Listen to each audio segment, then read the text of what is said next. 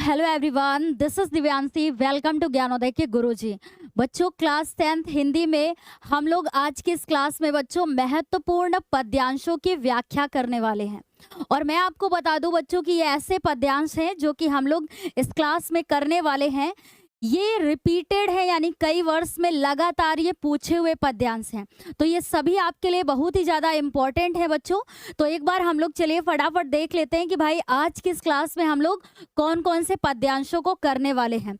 आप सभी का हर ये लोगों का ये मतलब डाउट होता है कि मैम जब हमारी परीक्षा में पद्यांश आते हैं तो उनसे रिलेटेड कैसे कैसे क्वेश्चंस बन करके आते हैं, है ना। कितने प्रश्न होते हैं, क्या हमें अगर संदर्भ लिखना होता है तो प्रसंग भी लिखना होता है, या व्याख्या कैसे करनी होती है, या एक अन्य प्रश्न जो बन करके आता है कि जो कि हमारी व्याख्या से ही संबंधित होगा, उनको हम लोग कैसे करेंगे।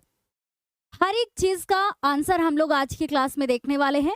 मतलब सारी चीजें क्लियर करने वाले हैं कि बच्चों जब भी आपकी परीक्षा में कोई भी पद्यांश आएगा तो कैसे इनसे संबंधित प्रश्न पूछे जाएंगे और आपको सही तरीके से इसका उत्तर कैसे लिखना है, ये सारी चीजें हम लोग डिस्कस करेंगे बच्चों। ठीक है, तो चलिए हम लोग सबसे पहले अपना फर्स्ट पद्यांश देखते हैं कि हमारा पहला पद्यांश क्या है और कौन से चैप्टर से लिया गया है। ठीक है, और एक चीज बच्चों आपके लिए कि अगर आपने इन सारे ही पद्यांशों को जितने इस क्लास में कराए जाएंगे आज, इनको भी आपने अगर तैयार कर लिया तो मैंने आपको बताया कि ये आपके लिए इम्पोर्टेंट भी है, प्लस ये ऐसे हैं जो प्रीवियस ईयर में कई बार पूछे हुए पद्यांश हैं। ठीक है, तो इनको आप कॉपी में भी नोट कर सकते हैं, वैसे ही व्याख्या कर सकते हैं, और कैसे संदर्भ लिखना है, अन्य प्रश्न का उत्तर करना है, ये सारी चीजें आप कॉपी पर नोट भी कर सकते हैं बच्चों। चलिए हमारे साथ में सीखते हैं कि हमारा जो पहला यहाँ पर पद्यांश है वो क्या है ना। और आप भी तुरंत पहचानने की कोशिश करेंगे कि ये कौन से पार्ट से लिया गया है। ठीक है, चैप्टर कौन सा है। तो जैसे ही आपने देखा कि इसमें पूछने का तरीका कैसे दिखाता है कि दिए गए पद्यांशों पर आधारित प्रश्नों के उत्तर दीजिए। ठीक है, ऐसे ही प्रश्न आपकी परीक्षा में पूछा जाएगा बच्चों। ठीक है, ऐसे ही आएगा। तो देखिए सबसे पहले आपने देखा कि चरण कमल बंदो हरिराई, जाकी कृपा पंगु गिरे लंगे, अंधे को सब कुछ दर्शाई, ऐसे करके है ना। देखिए बच्चों, एक चीज है कि अगर आप अपने मन से इन सारी चीजों के लिए डर निकाल देंगे और अगर आप एक दो चीजों को ढंग से सीख लेते हैं, आप यकीन मानिए कि आपके लिए व्याख्या करना बहुत ही ईजी हो जाएगा, बिल्कुल भी कठिनाई नहीं होगी आपको। ठीक है, तो कैसे करेंगे मैम, किन चीजों को हमें ध्यान में रखना है। सबसे पहले जब हम लोग एक एक शब्द का अर्थ देखेंगे तो आपको एक एक शब्द का अर्थ समझना है, कुछ अपनी तरफ से ऐड करना है कि पूरे पद्यांश में क्या बोला जा रहा है। फिर जब आप अपने शब्दों में व्याख्या करेंगे तो आपको चीजें एकदम आसान लगेंगी। समझ रहे हैं ना। चलिए देखिए, जैसे ही आपने देखा कि चरण कमल बंदो हरिराई, आपको तुरंत समझ में आ गया कि ये तो हमारा फर्स्ट चैप्टर है, यानी कि हमारा ये पहला अध्याय है। और ये किसके द्वारा लिखा गया है भाई, तो ये कवि सूरदास जी के द्वारा लिखा गया है ना। अब इतना तो आप देख करके तुरंत पहचान ही जाएंगे। अब कैसे इसमें हम लोग शुरुआत कैसे करते हैं मैम, शुरुआत कैसे करेंगे कि प्रस्तुत पद्यांश में कवि सूरदास जी श्री कृष्ण की महिमा का वर्णन करते हुए कहते हैं। इतना आप अपने आप से ऐड कर सकते हैं।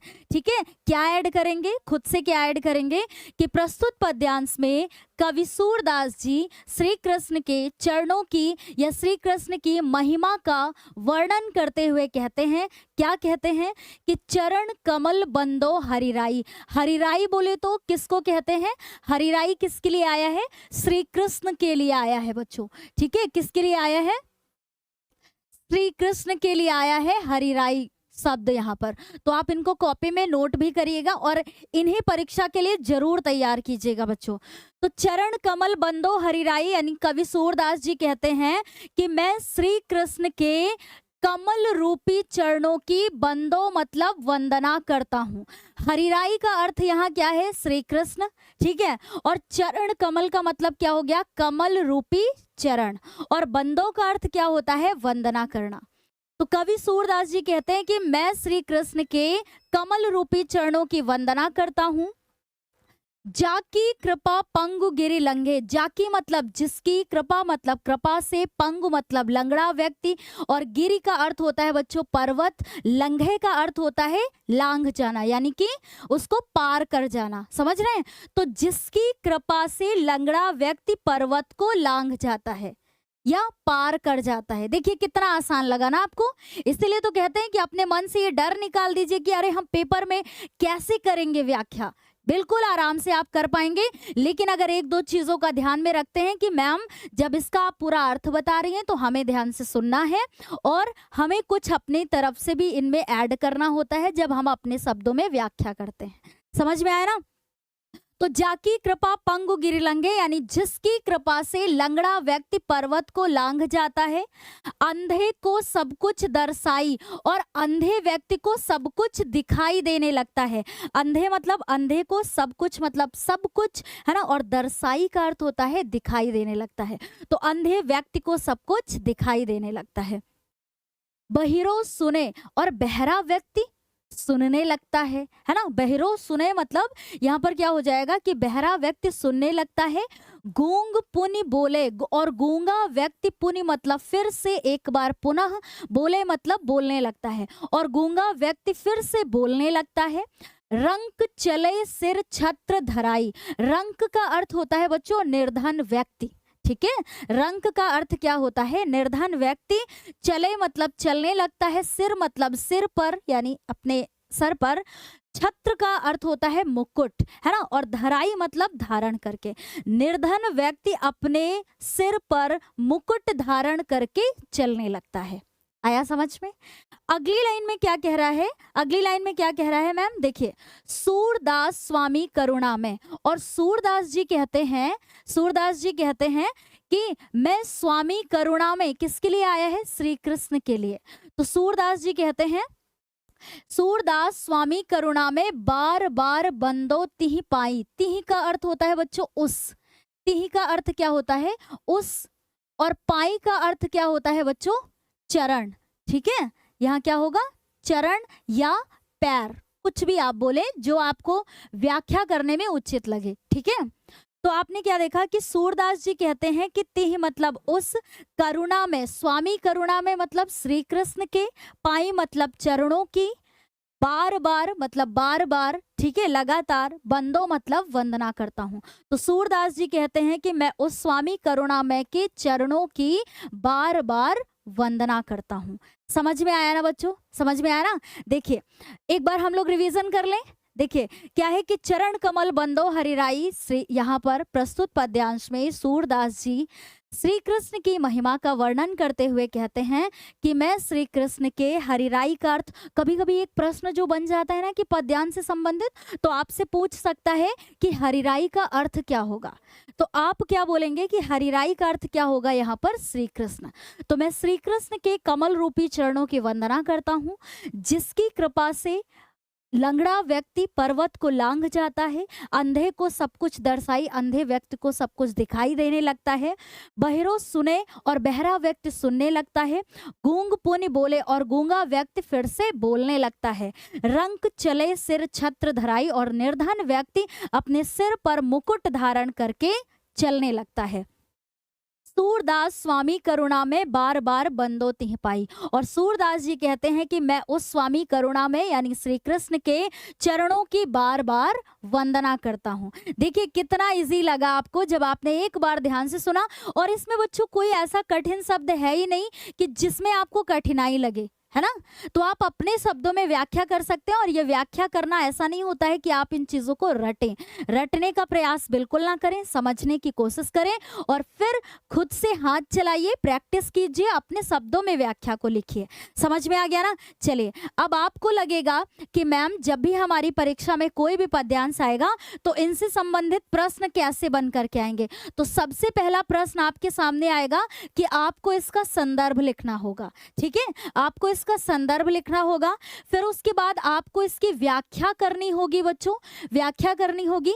एंड उसके बाद एक प्रश्न बनकर के आएगा जिसमें कभी कभी ये 2 पॉइंट में करके दे देता है प्रश्न, लेकिन प्रश्न तो आपके 3 ही माने जाएंगे ना, अ, ब और स। ठीक है, कभी कभी ऐसा प्रश्न आ जाएगा आपकी परीक्षा में। देखिए तो पहले प्रश्न में संदर्भ लिखने का अभी हम लोग तरीका देख लेते हैं कैसे करेंगे।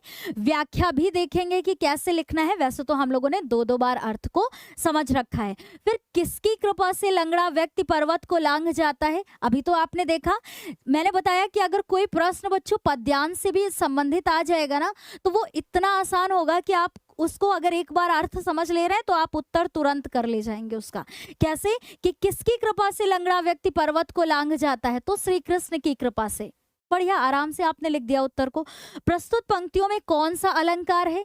अब देखिए, आपने अलंकार की क्लास देख रखी है ना। जैसे ही आपने देखा कि मैम चरण कमल, ठीक है, चरण कमल में कौन सा अलंकार होगा भाई यहाँ पर, तो कौन सा अलंकार होगा, रूपक अलंकार होगा बच्चों। क्यों होगा मैम, क्योंकि यहाँ पर पूरा पूरा रूप ही बता दिया जा रहा है, कमल रूपी चरण। तो अब फटाफट एक एक उत्तर हम लोग देख लेते हैं। संदर्भ लिखने का बच्चों सही तरीका क्या होता है, देखिए कैसे लिखेंगे आप अपनी परीक्षा में। आप ब्लैक और ब्लू पेन का यूज करते हैं, ठीक है। तो आपको जो चीजें बच्चों यहाँ हाईलाइट दिख रही हैं, इनको आपको ब्लैक पेन से लिखना है। तो जैसे आपने लिखा कि प्रस्तुत पद्यांश हमारी पाठ्य पुस्तक के काव्य खंड, है ना, काव्य खंड को आपको हाईलाइट करना है, यानी पेपर में ब्लैक पेन से लिखना है कि पद शीर्षक से लिया गया है, उद्गृत है यानी कि लिया गया है, ठीक है। यह सूरदास द्वारा रचित सूर सागर महाकाव्य से लिया गया है। तो आप ऐसे भी इसको लिख सकते हैं। तो सही लिखने का तरीका यही हुआ बच्चों कि काव्य खंड और कौन से शीर्षक से लिया गया है और इसके कवि कौन है, ठीक है। इन चीजों को आपको हाईलाइट करके लिखना है। तो ये रहा आपके संदर्भ लिखने का सबसे बेहतर तरीका। अब हम लोग उत्तर इसका व्याख्या देख लेते हैं इसकी, जो अभी हम लोगों ने दो दो बार अर्थ को समझा कि रेखांकित अंश की व्याख्या कीजिए। अब व्याख्या में क्या है कि श्री कृष्ण के परम भक्त कौन, सूरदास जी, कवि सूरदास जी श्री कृष्ण के कमल रूपी चरणों की महिमा का चित्रण करते हुए कहते हैं कि हे प्रभु, मैं आपके चरणों की वंदना करता हूँ, है ना, मैं आपके कमल रूपी चरणों की वंदना करता हूँ, जो कमल के समान क्या है, कोमल है, ठीक है। इनकी महिमा अपरंपार है, जिनकी कृपा से लंगड़ा व्यक्ति पर्वत को लांघ जाता है। यही तो अर्थ अभी हम लोगों ने समझा था जब अभी पद्यांश को देख रहे थे। और अंधे व्यक्ति को दिखाई देने लगता है, बहरे को सुनाई देने लगता है, गूंगा फिर से बोलने लगता है, यानी गूंगा व्यक्ति फिर से बोलने लगता है, और गरीब व्यक्ति, है ना, या आप निर्धन व्यक्ति लिख सकते हैं, ओके, निर्धन व्यक्ति राजा बनकर अपने सिर पर राज छत्र धारण कर लेता है, ठीक है। और फिर सूरदास जी कहते हैं कि हे प्रभु, आपकी कृपा से असंभव से भी असंभव कार्य संभव हो जाता है। अतः ऐसे दयालु श्री कृष्ण के चरणों की मैं बार बार वंदना करता हूँ, ठीक है। ये अभी हम लोगों ने अर्थ में भी देखा था। तो आपको भी बहुत अच्छे से समझ में आया बच्चों। इस पद्यांश को भी आप पेपर के लिए तैयार करेंगे, क्योंकि प्रीवियस ईयर में भी ये पूछा हुआ पद्यांश है आपका। ओके, चलिए अब मैम जो तीसरा प्रश्न हम लोगों का आएगा, उसमें से क्या कैसे प्रश्न बन सकता है कि किसकी कृपा से लंगड़ा व्यक्ति पर्वत लांघ जाता है, यानी उसको पार कर जाता है।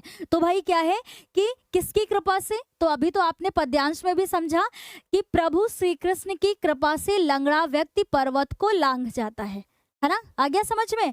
अब इसी तीसरे प्रश्न से एक प्रश्न और क्या बन जाता है कि प्रस्तुत पंक्तियों में कौन सा अलंकार है। तो जैसे ही आपने चरण कमल देखा, आप तुरंत पहचान गए कि मैम यहाँ पर तो रूपक अलंकार है। आपने जब अलंकार की क्लास भी करवाया था, तो वहां पर भी जो भी हमारे सिलेबस में अलंकार हैं, हम लोगों ने बहुत अच्छे से उनको डिस्कस भी किया था, ठीक है। तो प्रस्तुत पंक्तियों में रूपक अलंकार है, ऐसे आप पेपर में लिखेंगे। अब इसको आपने अगर सही उत्तर भी बता दिया कि हाँ यहाँ पर ये अलंकार है, कि कौन सा अलंकार है, आपने सही उत्तर बता दिया, फिर भी आपके नंबर पक्के हो जाएंगे बच्चों। तो चरण कमल में कमल रूपी कोमल चरणों के बारे में बताया गया है, इसीलिए यहाँ पर रूपक अलंकार है। तो एक पद्यांश हम लोगों ने पूरा पूरा अपना क्लियर कर लिया बच्चों, कोई भी दिक्कत नहीं हुई। आपके डाउट भी दूर हो गए कि मैम कैसे हमारी परीक्षा में पद्यांश पूछा जाएगा और हम लोगों को कैसे इन प्रश्नों के उत्तर लिखने होंगे। अब बहुत सारे बच्चों के मन में ये ख्याल आ रहा होगा, ये प्रश्न भी आ रहा होगा कि क्या मैम प्रसंग नहीं लिखना है, ठीक है, क्या मैम प्रसंग नहीं लिखना है? तो अगर हम लोग अपने पेपर के अकॉर्डिंग बात करें कि जो हमारी परीक्षा में यानी यूपी बोर्ड की हम खास तौर पे बात कर रहे हैं कि हमारी परीक्षा में ये जब भी प्रश्न पत्र में आता है तो उसमें हमें सिर्फ संदर्भ करना होता है, ठीक है, संदर्भ करना होता है, व्याख्या करनी होती है और एक अन्य प्रश्न अलग से करना होता है। तो चलिए अब दूसरा हम लोग पद्यांश अपना फटाफट देख लेते हैं जो कि प्रीवियस ईयर में कई बार पूछा हुआ है।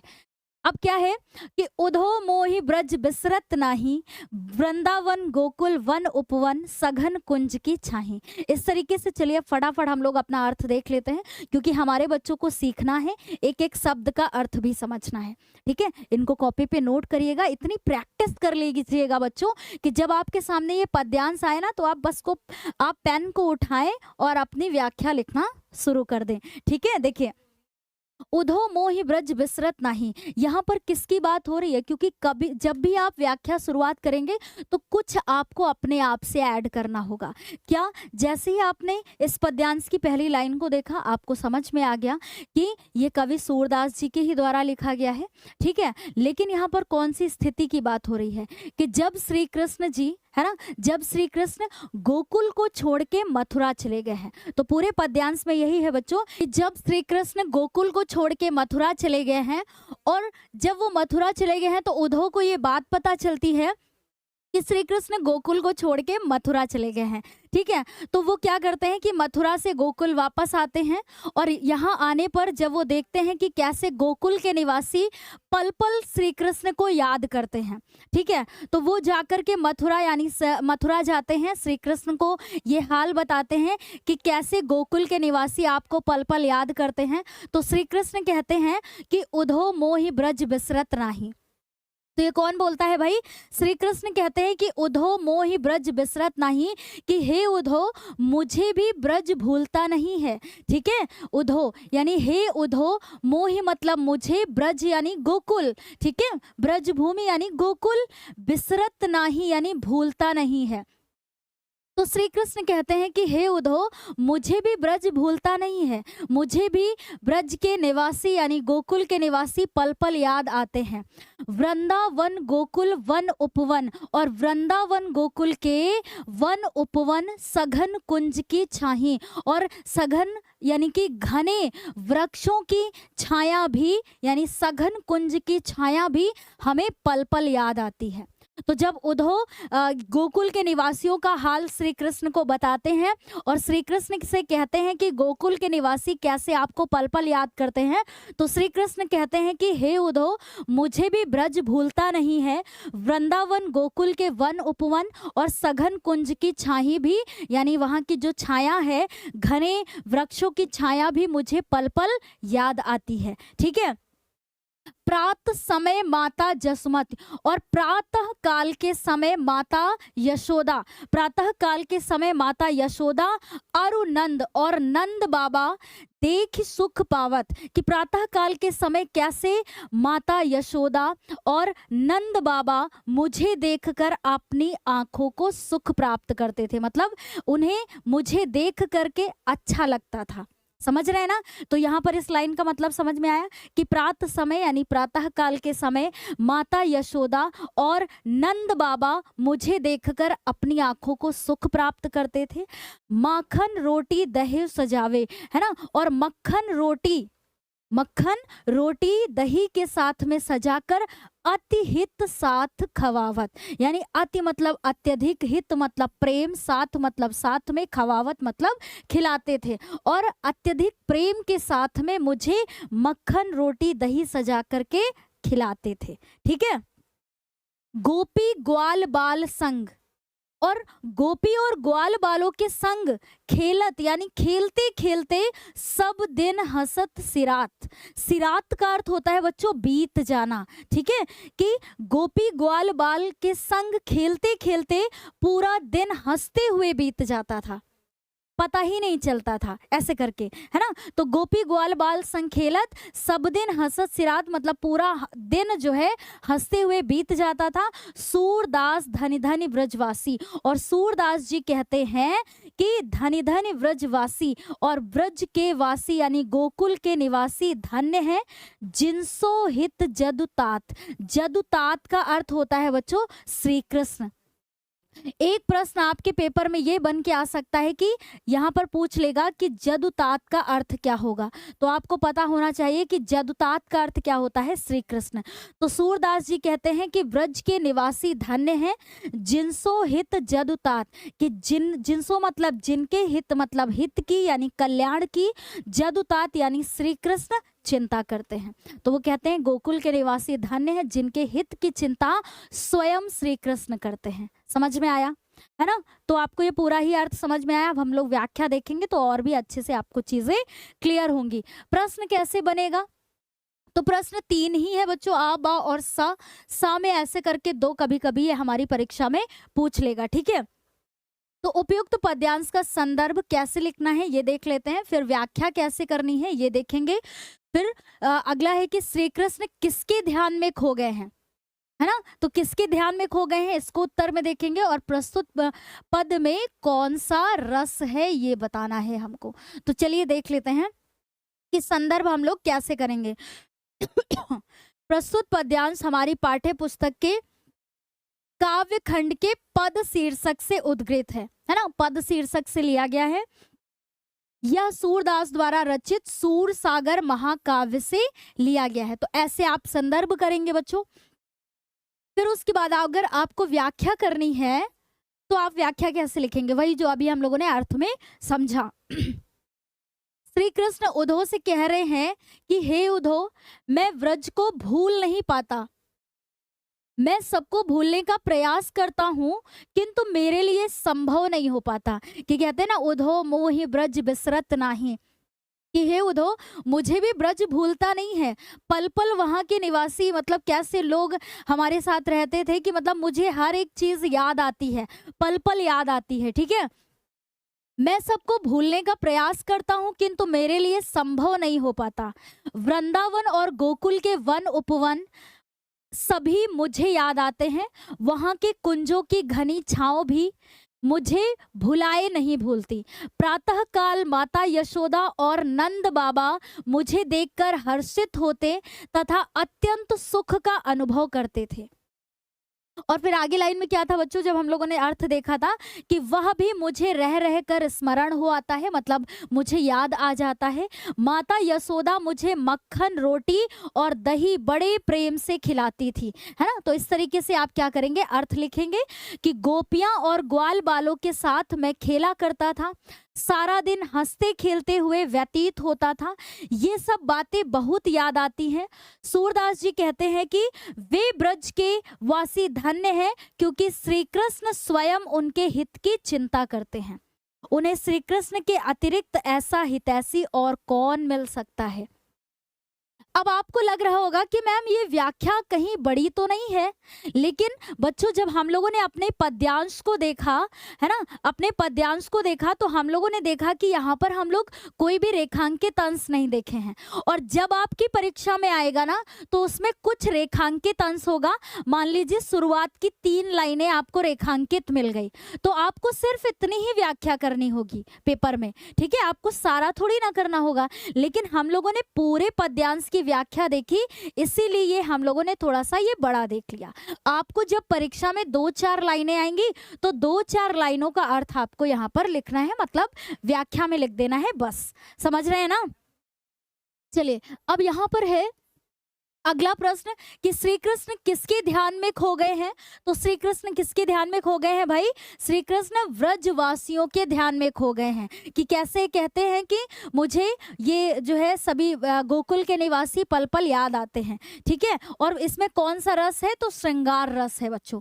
ठीक है, श्रृंगार रस है। तो परीक्षा में एक प्रश्न आपका ऐसे करके काव्य से आ सकता है, तो इसमें कोई भी दिक्कत नहीं होगी। अगला पद्यांश देख लेते हैं, ये भी आपके लिए बहुत ही ज्यादा इंपॉर्टेंट है। ठीक है, इसमें कोई भी रेखांकित अंश नहीं है और परीक्षा में मान लीजिए अगर आपके आ गया तो इसमें आपकी शुरुआत की मान लीजिए ये 2 लाइनें क्या हो गई, पूरी पूरी रेखांकित हो गई। ठीक है, शुरुआत की 2 लाइनें आपकी रेखांकित हो गई तो फिर कोई दिक्कत नहीं है मैम, हम लोग आराम से 2 लाइनों की व्याख्या कर लेंगे।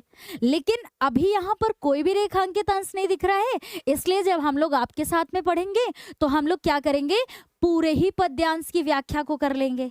ठीक है, समझ में आ गया? चलिए, तो आपने देखा कि सहजे ही चले सकल जग स्वामी, कौन से चैप्टर से है भाई, इसके कवि कौन है?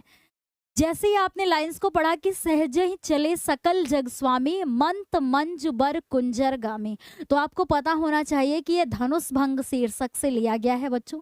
और कवि कौन है? तुलसीदास जी के द्वारा रचित है। तो जैसे ही आपने ये पढ़ा सहजे ही चले सकल जग स्वामी, सकल जग स्वामी का अर्थ क्या होता है? यहाँ पर क्या है कि संपूर्ण जग के स्वामी अर्थात श्री रामचंद्र जी। बड़े ही आराम से समझिएगा, आपको समझ में भी आएगा कि सकल जग स्वामी का अर्थ क्या है। यहाँ पर संपूर्ण जग के स्वामी अर्थात किसकी बात हो रही है? श्री रामचंद्र जी की बात हो रही है। तो प्रस्तुत पद्यांश में कवि तुलसीदास जी कहते हैं कि जब धनुष भंग के लिए संपूर्ण जग के स्वामी अर्थात श्री रामचंद्र जी अपने स्थान से खड़े हुए, है ना। मंत मतलब मतवाले, मंजु का अर्थ होता है सुंदर, बर का अर्थ होता है श्रेष्ठ, कुंजर का अर्थ होता है बच्चों हाथी, और गामी का अर्थ होता है चलना यानी आगे बढ़ना। तो प्रस्तुत पद्यांश में कवि तुलसीदास जी कहते हैं कि जब श्री रामचंद्र जी धनुष भंग के लिए अपने स्थान से खड़े हुए, है ना, और जब वो आगे चले यानी कि संपूर्ण जग के स्वामी श्री रामचंद्र जी मंत मंजु बर कुंजर गामी, तो यहाँ पर कहने का मतलब है कि मतवाले सुंदर श्रेष्ठ हाथी के समान आगे बढ़ते हैं। ठीक है, और सहजे ही चले का अर्थ हो जाएगा कि जो इनकी ये चाल होती है, मतवाले सुंदर श्रेष्ठ हाथी के समान जो इनकी ये चाल होती है श्री रामचंद्र जी की, ये सहजे ही होती है, मतलब ये इनकी स्वाभाविक चाल होती है। ऐसा नहीं कि जैसे आपने कई लोगों को देखा है कि कोई अपना कार्य करने के लिए, एक बड़ा ही कार्य करने के लिए जा रहे तो वो घमंड में चलते हुए जा रहे हैं, नहीं, ऐसा कुछ भी नहीं है। जब श्री रामचंद्र जी अपने स्थान से खड़े होते हैं धनुष भंग के लिए, तो जैसे ही वो आगे बढ़ते हैं यानी मतवाले सुंदर श्रेष्ठ हाथी के समान जो उनकी चाल होती है वो क्या होती है बच्चों? स्वाभाविक चाल होती है। सहजे ही चले मतलब ये चाल उनकी स्वाभाविक होती है। ठीक है, चलत राम सब पुर नर नारी, और जब श्री रामचंद्र जी को इस तरीके से चलते हुए पुर नर नारी यानी कि जनकपुर के नर नारी जब श्री रामचंद्र जी को इस तरीके से चलते हुए देखते हैं, चलत राम, है ना, श्री रामचंद्र जी को चलते हुए देखते हैं तो पुलकपुर यानी पूरी तरीके से आनंद महसूस करते हैं, और तन भय सुखारी और उनके शरीर सुख का अनुभव करते हैं। आपको समझ में आया ना बच्चों, है ना। देखिए आपने क्या समझा कि प्रस्तुत पद्यांश में कवि तुलसीदास जी कहते हैं कि जब श्री रामचंद्र जी अपने स्थान से धनुष भंग के लिए खड़े होते हैं और आगे जब वो बढ़ते हैं धनुष भंग के लिए तो उनकी चाल कैसी होती है कि मतलब वो मतवाले सुंदर श्रेष्ठ हाथी के समान उनकी चाल होती है, और ये चाल उनकी स्वाभाविक होती है, मतलब वो किसी घमंड में नहीं होते हैं। ठीक है, चलत राम, और श्री रामचंद्र जी को ऐसे चलते हुए देख करके पुर नर नारी यानी जनकपुर के नर नारी पुलकपुर पूरी तरीके से आनंद का अनुभव करते हैं, और तन भय सुखारी और उनके तन यानी शरीर पूरी तरीके से सुख का अनुभव भी करते हैं। ठीक है, फिर जनकपुर के नर नारी क्या कहते हैं कि बंदी पितर सुर सुकृत संभारे। फिर क्या कहते हैं कि अपने पितर यानी पूर्वजों की, बंदी मतलब वंदना करते हुए, है ना, वहां के जो निवासी होते हैं कहाँ के? जनकपुर के, वो कहते हैं कि सुकृत यानी अच्छे कार्य, संभारे यानी कि हमारे, वो कहते हैं कि अपने पितरों की पूर्वजों की वंदना करते हुए कहते हैं कि अगर जो कुछ पुण्य प्रभाव हमारो, यहाँ पर कहने का मतलब है कि जो कुछ भी हमारे पुण्य कर्मों का प्रभाव है तो शिव धनु मृणाल की नाई, तो शिव धनु यानी शिव धनुष को श्री रामचंद्र जी, राम का अर्थ क्या हो जाएगा यहाँ पर राम, तो वो कहते हैं कि तो शिव धनु मृणाल किनाई तोरहु राम गणेश गोसाई। तो हे गणेश गोसाई, श्री रामचंद्र जी इस शिव धनुष को मृणाल की नाई तोड़ दे, मतलब मृणाल की भांति तोड़ दे। मृणाल का अर्थ समझते हैं क्या होता है कि जैसे कमल का पुष्प होता है ना बच्चों, कि कमल के पुष्प की नीचे की जो नाल होती है, मतलब जैसे ये कमल का पुष्प है, ठीक है, ये कमल का पुष्प है, ज्यादा सुंदर नहीं बना है लेकिन देखिएगा, ये जो जैसे ये कमल का पुष्प है तो इसको हम लोग क्या बोलते हैं बच्चों, ये मृणाल बोलते हैं, ठीक है। तो जैसे कमल के पुष्प की जो नाल होती है उसको आसानी से तोड़ा जा सकता है, तो यहाँ पर जनकपुर के नर नारी क्या कहते हैं कि हे गणेश गोसाई, अगर हमारे अच्छे कर्मों का जरा सा भी प्रभाव है तो श्री रामचंद्र जी इस शिव धनुष को मृणाल की नाई यानी मृणाल की भांति तोड़ दे। समझ में आ गया? अब जब व्याख्या देखेंगे तो और अच्छे से समझ में आएगा, लेकिन इसके पहले हम लोग व्याख्या, इसके संदर्भ को देख लेते हैं कि कैसे करना है हमारी परीक्षा में। प्रस्तुत पद्यांश हमारी पाठ्य पुस्तक के काव्य खंड के धनुष भंग शीर्षक से उद्गृत है, यानी लिया गया है। यह कवि गोस्वामी तुलसीदास द्वारा रचित श्री रामचरितमानस के बाल कांड से लिया गया है। आपको हाईलाइट करके क्या क्या लिखना है बच्चों, धनुष भंग को आप हाईलाइट करके लिखेंगे, ठीक है। यहाँ पर नहीं है लेकिन हम आपसे मतलब बोल रहे हैं कि आपको ये इतना करना है। तो आपको क्या करना है, काव्य खंड को हाईलाइट करना है, धनुष भंग को आपको हाईलाइट करना है, और उसके बाद आपको कवि का नाम भी क्या करना है, ब्लैक पेन से लिखना है। तो ऐसे आप संदर्भ लिखेंगे जो कि बिल्कुल सही तरीका होगा परीक्षा में लिखने का। अब व्याख्या देख लेते हैं कि संपूर्ण जगत के स्वामी अर्थात किसकी बात हो रही है, श्री राम चंद्र जी अपने गुरु विश्वामित्र जी के चरणों की वंदना कर तथा अन्य मुनियों की आज्ञा प्राप्त करके सुंदर मत वाले हाथी की भांति मस्त चाल से धनुष की ओर स्वाभाविक रूप से बढ़ रहे हैं, है ना। जैसे देखा था ना, सहज ही चले यानी स्वाभाविक रूप से बढ़ रहे हैं। श्री राम के धनुष की ओर बढ़ते ही जनकपुरी के सभी नर नारी सुख का अनुभव करते हैं, ठीक है, सुख का अनुभव करते हुए आनंदित हो उठे हैं, जिससे उनका शरीर रोमांच से भर गया है। जनकपुरी के नर नारियों ने अपने पूर्वजों और देवताओं की वंदना कर अपने पुण्यों का स्मरण किया, जो कि अभी अर्थ में हम लोगों ने देखा कि यदि हमारे द्वारा किए पुण्यों का तनिक भी प्रभाव हो, है ना, तो हे गणेश गोसाई यानी श्री राम इस शिव धनुष को कमल की नाल के समान सहज ही तोड़ डालें।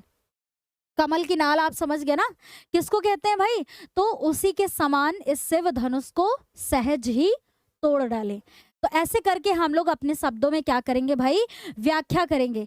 मैंने आपको बताया बच्चों कि जब भी पद्यांश आएगा तो 3 प्रश्न उससे मिलेंगे। पहला प्रश्न हमारा हो गया कि संदर्भ हम लोगों ने देखा, दूसरा प्रश्न क्या है कि हम लोग इसकी व्याख्या हम लोगों ने व्याख्या को भी देख लिया, और तीसरा प्रश्न क्या है कि अब हम लोग देखेंगे कि भाई इसमें कौन सा अलंकार है, ठीक है। मोस्टली जो क्वेश्चन बनता है उसमें ऐसे ही पूछ लेता है कि भाई इसमें कौन सा अलंकार है।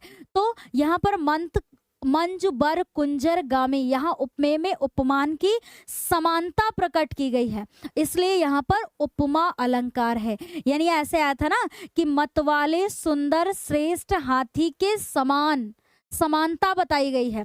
तो समानता बताई गई है बच्चों, तो जाहिर सी बात है कि आपको भी क्लियर है कि मैम यहाँ पर क्या होगा, उपमा अलंकार होगा।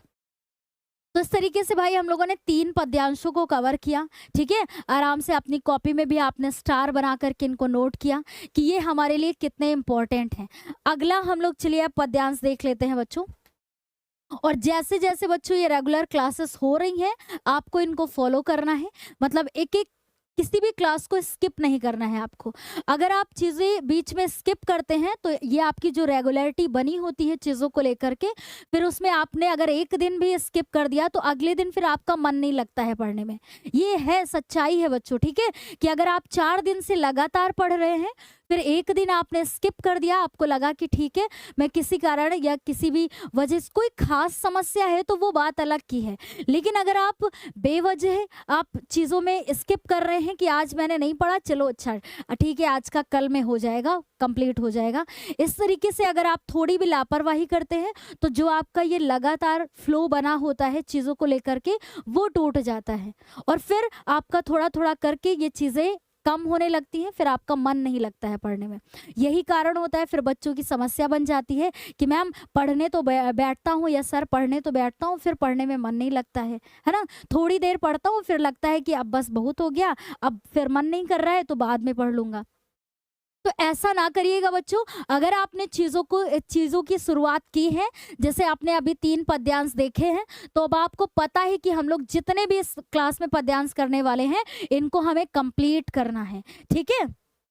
और ये आप अभी करेंगे बच्चों, इसमें लापरवाही आपको बिल्कुल भी नहीं करनी है। अब आपने देखा कि आपका ये चौथा पद्यांश क्या है कि पुरते निकसी रघुवीर वधु धरि धीर दये मग में डगद्वय।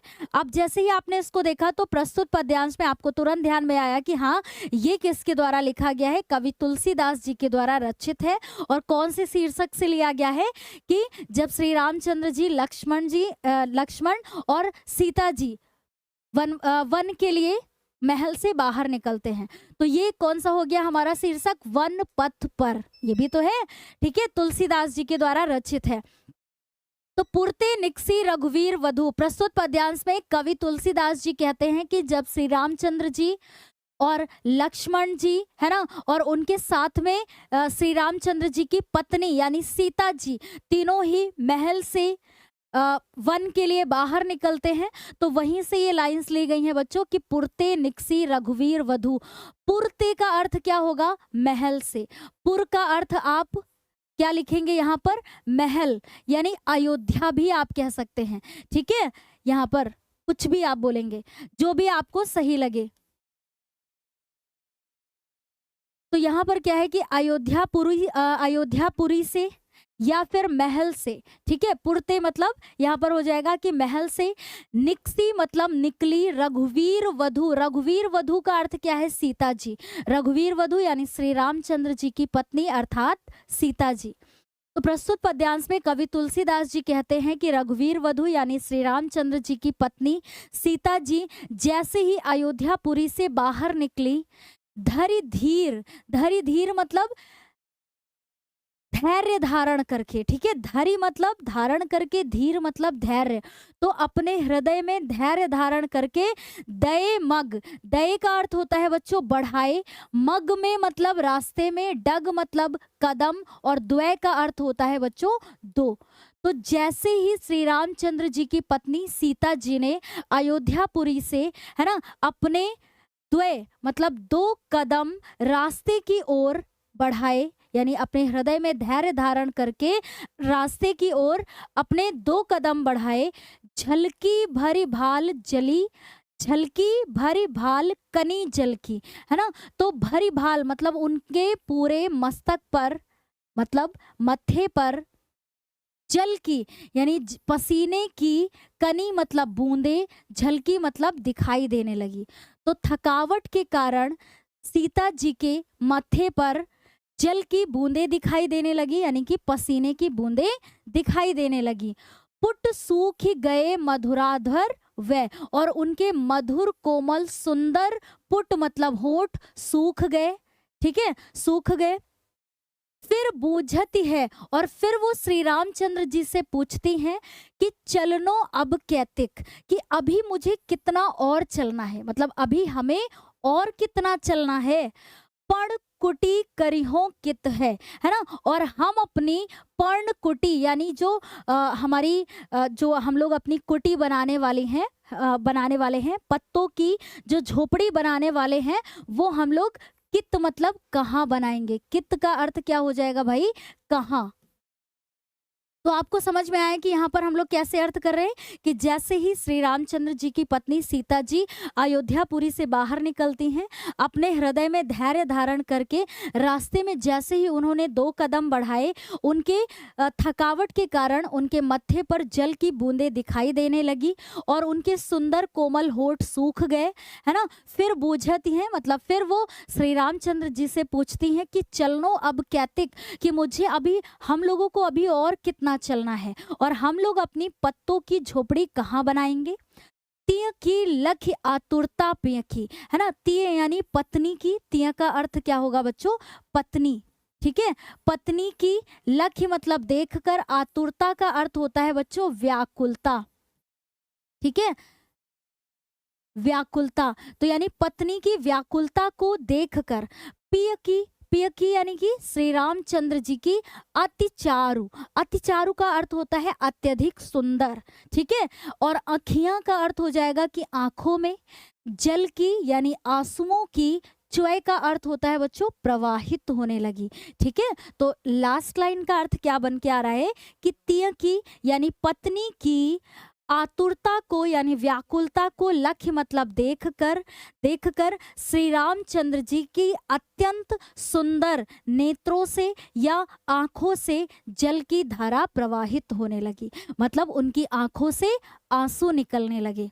यानी अपनी पत्नी की व्याकुलता को देख करके श्री रामचंद्र जी की आंखों से आंसू निकलने लगे। तो आपको समझ में आया ना कि ये इसमें कवि कौन है भाई, कवि तुलसीदास जी के द्वारा रचित है और हमारा शीर्षक क्या है बच्चों, वन पथ पर।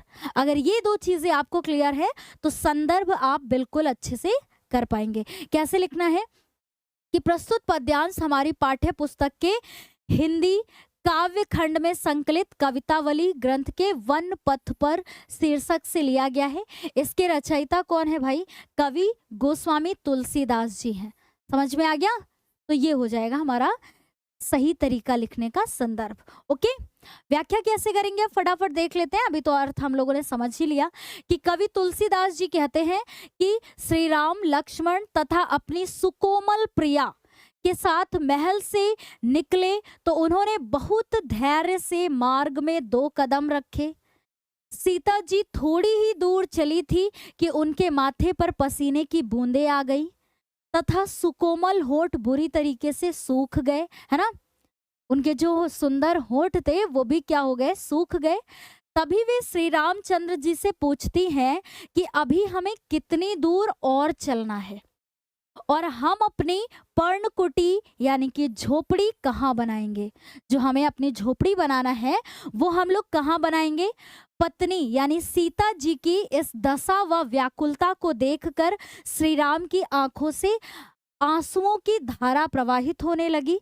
राजमहल का सुख भोगने वाली अपनी पत्नी की ऐसी दशा देखकर वे द्रवीभूत हो गए, मतलब उनकी आंखों से आंसू निकलने लगे और ये भावुक हो गए, यानी श्री रामचंद्र जी भावुक हो गए कि उनकी पत्नी को, मतलब ये कष्ट है कि मतलब जब देखते हैं कि किस तरीके से वो परेशान है, ठीक है। तो ये है अर्थ बच्चों अभी जो हम लोगों ने इसका देखा। आगे अभी क्या है कि मैम जैसे संदर्भ आ जाएगा हम लोग कर लेंगे बहुत अच्छे से, फिर व्याख्या तो अपने शब्दों में ही करना है एक बार अर्थ को समझने के बाद। फिर एक प्रश्न जो बन करके आता है, मोस्टली यही प्रश्न आ जाता है कि भाई इसमें अलंकार क्या है। तो रघुवीर वधु और वधु है, ठीक है, और भरी भाल पर्ण कुटी करिहो और अखियां अति में क्रमशः ब, यानी रघुवीर वधु में बा और भरी भाल में भा, पर्णकुटी में पर्णकुटी करिहो में क्या है भाई का, और अखियां अति में अ। वर्ण की पुनरावृत्ति होने से यानी ये बार बार आने की वजह से यहाँ पर क्या है, अनुप्रास अलंकार है, ठीक है। कौन सा अलंकार है, अनुप्रास अलंकार है बच्चों। तो ऐसे हम लोग अपने पेपर में जैसे भी अगर अलंकार पूछ लिया जाता है तो हमें लिख देना है कि भाई प्रस्तुत पद्यांश में कौन सा अलंकार आया है। 4 पद्यांश हम लोग के कंप्लीट हो गए, ठीक है। और ये जितने भी पद्यांश है ना बच्चों, इनको एक बार कॉपी पे जरूर नोट कीजिएगा। ये लास्ट है हम लोग का, इस क्लास का पद्यांश जो है ये लास्ट है बच्चों, यानी 5th नंबर है। और ये टॉप 5 जो है आपके ये पद्यांश, ये इंपॉर्टेंट है आपके लिए, ठीक है। ये ऐसे पद्यांश है बच्चों कि कई वर्ष में लगातार पूछे हुए ये पद्यांश हैं, इसलिए हम लोग इस क्लास में इनको कर रहे हैं। तो चलिए एक बार फटाफट हम लोग इसका भी अर्थ देख लेते हैं कि क्या है। मानुष हो तो वही रस खानी, बसो व्रज गोकुल गांव के ग्वारन।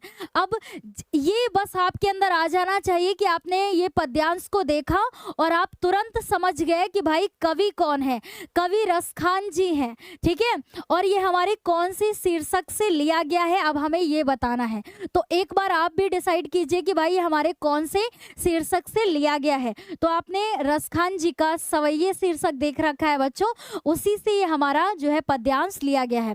पहले हम लोग अर्थ देख लेते हैं इसका क्या है कि प्रस्तुत पद्यांश में कवि रसखान जी हर स्थिति में श्री कृष्ण के समीप रहना चाहते हैं, ठीक है। तो मैम जैसे कि आपने बताया कि कुछ चीजें हमें अपने आप से ऐड करनी होती हैं, तो हम लोग अपने आप से भाई क्या ऐड करेंगे कि जब भी व्याख्या करेंगे कैसे करेंगे कि प्रस्तुत पद्यांश में कवि हर स्थिति में श्री कृष्ण के समीप रहना चाहते हैं, है ना। और क्या कहते हैं भाई हैं कि मानुष हो तो वही रस खानी, कि कहते हैं कि रस खान यानी ये किसके लिए आया है, श्री कृष्ण के लिए आया है। तो कवि कहते हैं कि अगर मृत्यु के पश्चात मेरा जन्म फिर से हो तो मैं चाहता हूं कि मानुष हो तो, अगर मेरा जन्म मनुष्य के रूप में हो, मतलब मेरी मृत्यु के पश्चात अगर मेरा जन्म मनुष्य के रूप में हो तो, मानुष हो तो, है ना, मनुष्य के रूप में जन्म हो तो मैं बसो ब्रज गोकुल गांव के ग्वारन, तो मैं ब्रज भूमि के गोकुल गांव के ग्वाल बालों के संग निवास करूं। अगर मृत्यु के पश्चात मेरा जन्म मनुष्य के रूप में हो तो मैं उसी ब्रज भूमि के गोकुल गांव के ग्वाल बालों के संग निवास करूं, ठीक है। कितना अच्छा ये पद्यांश है बच्चों, बहुत ही अच्छा लगेगा आपको ये पूरा अर्थ समझने के बाद। अब दूसरी लाइन में क्या कहता है कि जो पशु हो तो कहाँ बस मेरो, और जो पशु के रूप में मेरा जन्म हो, अगर पशु के रूप में मेरा जन्म हो, कहाँ बस मेरो कि मतलब जिस पर मेरा कोई वश नहीं है, कि अगर पशु के रूप में मेरा जन्म हो जिस पर मेरा कोई भी वश नहीं है, चरो नित नंद की धेनु मंझारन, तो मैं नंद बाबा के, धेनु का अर्थ होता है बच्चों गाय, मंझारन मतलब बीच में, चरना पसंद करूंगा। तो कहते हैं कि अगर पशु के रूप में मेरा जन्म हो जिस पर मेरा कोई भी वश नहीं है तो मैं नंद बाबा के गायों के बीच में चरना पसंद करूंगा या चरना चाहूंगा, ठीक है। पाहन हो तो वही गिर को, और अगर पत्थर के रूप में मेरा जन्म हो, अगर पत्थर के रूप में, पाहन का अर्थ क्या होता है बच्चों, पत्थर, ठीक है। पाहन का अर्थ क्या होता है, पत्थर। अगर पत्थर के रूप में मेरा जन्म हो तो वही गिर को, गिरि मतलब होता है बच्चों पहाड़, पर्वत, ठीक है। तो अगर पत्थर के रूप में मेरा जन्म हो तो उसी पर्वत का यानी उसी गोवर्धन पर्वत का मैं पत्थर बनूं, जो धरियो कर छत्र पुरंदर धारण, कि जिसको मतलब जिसमें इंद्र के, पुरंदर का अर्थ क्या होगा बच्चों, इंद्र, ठीक है। पुरंदर का अर्थ क्या होगा, इंद्र, यानी जिसे इंद्र के घमंड को चूर करने के लिए श्री कृष्ण ने अपने उंगली में, है ना, धर्यो मतलब धारण कर लिया था, किसके समान, छत्र के समान, यानी छाते के समान अपनी उंगली में धारण कर लिया था। तो तीसरी लाइन में बच्चों कहने का अर्थ है कि अगर पत्थर के रूप में मेरा जन्म हो तो मैं उसी गोवर्धन पर्वत का पत्थर बनूं जिसे इंद्र का घमंड चूर करने के लिए श्री कृष्ण ने छाते के समान अपने हाथ में धारण कर लिया था, ठीक है, समझ में आ गया ना।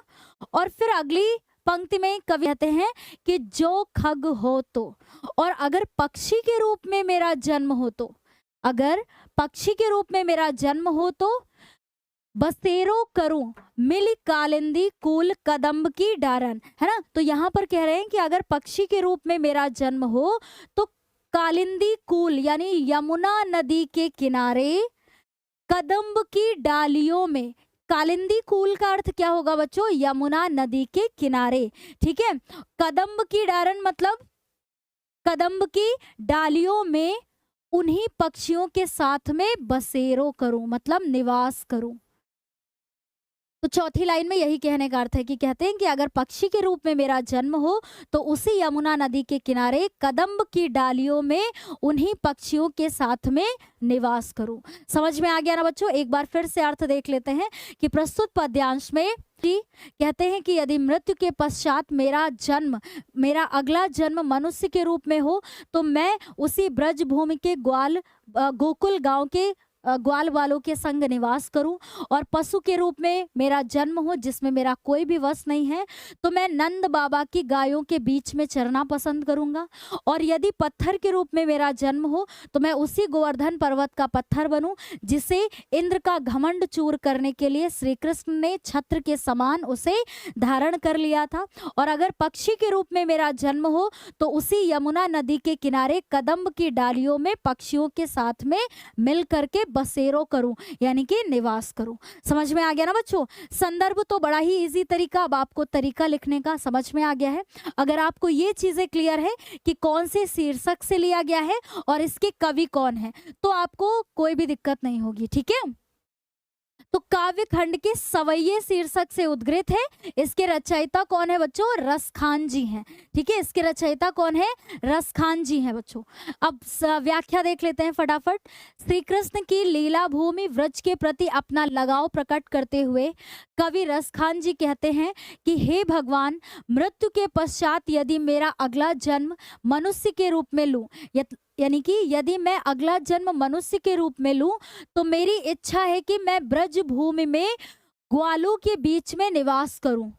यदि मैं पशु योनि में जन्म लूं, यानी पशु के रूप में मेरा अगर जन्म हो जिसमें मेरा कोई वश नहीं है, फिर मैं नंद बाबा की गायों के बीच चरना चाहता हूं। और यदि पत्थर बनूं तो उसी गोवर्धन पर्वत का पत्थर बनना चाहता हूं जिसे आपने इंद्र का घमंड चूर करने के लिए और जलमग्न होने से गोकुल ग्राम की रक्षा करने के लिए अपनी अंगुली पर छाते के समान उठा लिया था, यानी कि धारण कर लिया था। समझ में आया ना बच्चों? यदि मैं पक्षी बनूं तो उसी कदम्ब वृक्ष की शाखाओं पर मेरा बसेरा हो जो यमुना के किनारे है, जिसके नीचे श्री कृष्ण रास रचाया करते थे। कहने का अभिप्राय क्या है बच्चों?